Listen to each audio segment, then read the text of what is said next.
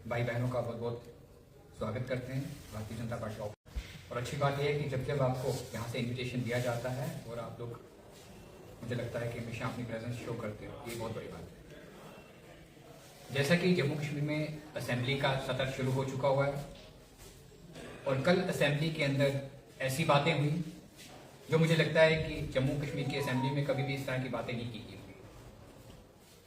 शुरुआत होती है नेशनल कॉन्फ्रेंस के एमएलए की तरफ से, मीर सैफुल्लाह साहब की तरफ से। उन्होंने कल फिर एक बार पीओजेके की तारीफ की और ये कह डाला असेंबली के अंदर कि पीओजेके में ज्यादा डेवलपमेंट है as compared to Jammu Kashmir. ये उनकी सोच है, ये उनकी नजर है और नेशनल कॉन्फ्रेंस हमेशा इस तरह के नैरेटिव बिल्ड करने की कोशिश करती है ताकि पब्लिक के बीच में एक ऐसा मैसेज है कि जो वो सोचती है कहीं ना कहीं वो चीजें सामने आ जाती हैं। और मजे की बात ये रही कि उमर अब्दुल्ला साहब ने भी उनकी बात के ऊपर जो टिप्पणी दी, उन्होंने ये कह डाला कि अगर वहां पे डेवलपमेंट हो रही है तो चाइना की तरफ से हो रही है, चाइना ने डेवलपमेंट की है पीओजे के लिए। मुझे नहीं लगता कि चाहे उमर साहब की बात की जाए, चाहे उनके इस एमएलए की बात की जाए, किस नजर से उनको वहां पे डेवलपमेंट दिखी।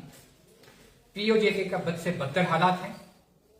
पीओजेके के लोग रोज प्रोटेस्ट करते हैं, भारत का तिरंगा लेके प्रोटेस्ट करते हैं और वो ये कहते हैं कि हम बिना किसी शर्त में भारत के साथ रहना चाहते हैं, भारत में जाना चाहते हैं।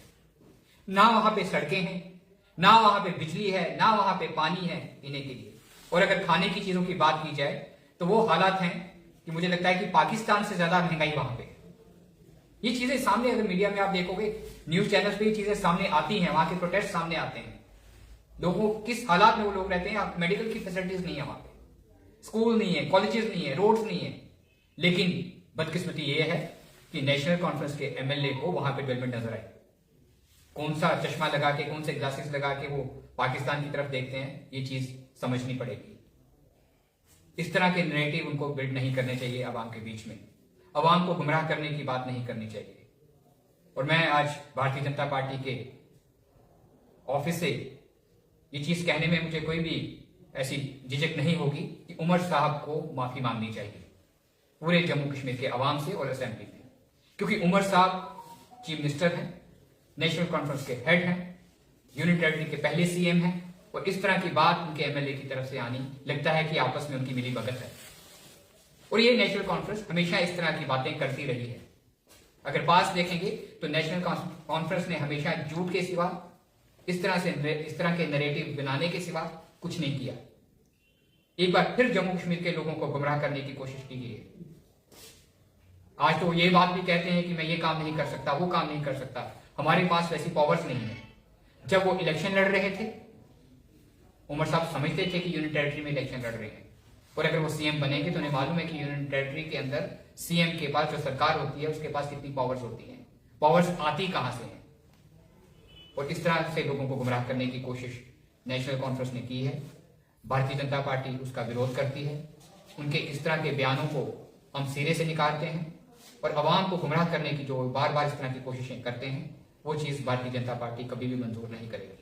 अगर इस तरह की बातें की गई तो मुझे लगता है कि भारतीय जनता पार्टी इसका विरोध भी करेगी और हम लोग प्रोटेस्ट भी करेंगे। हम किसी हद तक भी जा सकते हैं भारत देश की, जम्मू कश्मीर के डोगरास के ऊपर भारतीय जनता पार्टी कभी भी आंच नहीं आने देगी। और मैं आज भारतीय जनता पार्टी के कार्यालय से ये बात कहता हूं कि उमर साहब इस चीज का संज्ञान लें, इस बयान को वापस लें, इस बयान की वजह से माफी मांगे, इस तरह की बातें ना करें कि चाइना वहां पे डेवलपमेंट कर रहा है, क्योंकि हमेशा नेशनल कॉन्फ्रेंस की तरफ से हमेशा पाकिस्तान का जो प्यार, चाइना की जो हमदर्दी है उनके अंदर से निकल के आती है। वो कल फिर उसका इशारा असेंबली के अंदर नजर आया है। जय हिंद, जय भारत।